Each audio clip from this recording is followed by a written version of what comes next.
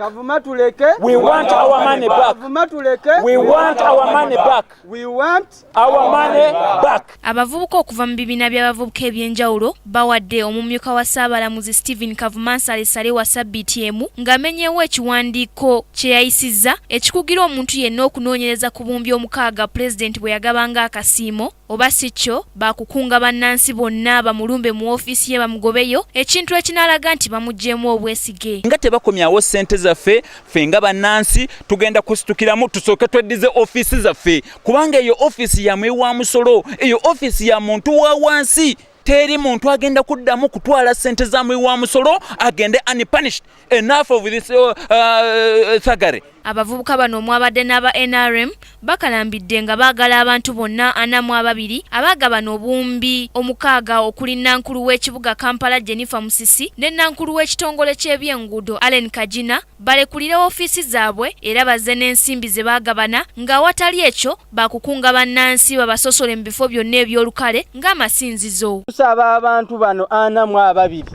kati nga twagasseeko owaana mu abasatu Mwami Kavuma baganibwe nga bwe batuganya oyingira kooti ne batugaana okubuulirizaako naffe gye tuli ewaffe eno gye tukuŋŋaanira awatatwawula tusazeewo tubeeyawuleko.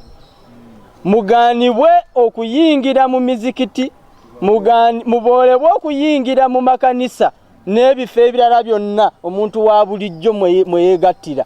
Ekyokubiri, abantu bano 43 mulizayininge okuva mu mirimu gyammwe egisasulibwa omusolo oguva mu ntuuyo zaffe. Okusinziira ku bavubuka bano, Bannayuganda bangi beetaaga ensimbi ezo mu malwaliro n'ebyenjigiriza kyokka ate nga zaakozesebwa okukkusa embuto z'abamu. Abavubuka bano era bategeezezza nti bo mu kifo ky'okukuza olunaku lwa NRM olubeerayo buli nnaku z'omwezi 26 omwezi guno bo bagenda kukungubagira ggwanga olw'obuli bw'enguzi obukudde ejjembe n'engeri abali mu mateeka gye bagakozesaamu obubi. Olunaku lwa 26 lw'omwezi guno tugenda kulumala nga tukungubaga nga tukungubagira eggwanga er'omusaayi oguyiise ery'obulagajjavu lw'abantu bano abatakoze mirimu gyabwe nga tukungubagira eggwanga nti waliwo abantu abafa olw'obutafuna ddagala nga waliwo abagabana ssente ez'oggula amataka. Pulezidenti Museveni okusiima abakungu bano n'obuwumbi omukaaga ezoogerwako baamala kuteeka kampuni esima amafuta eya Talo Oil ku nninga esasula emisolo gy'eggwanga gye yali eyagala okubulankanya. Nasaka Joweria, KTV, Amalindirire.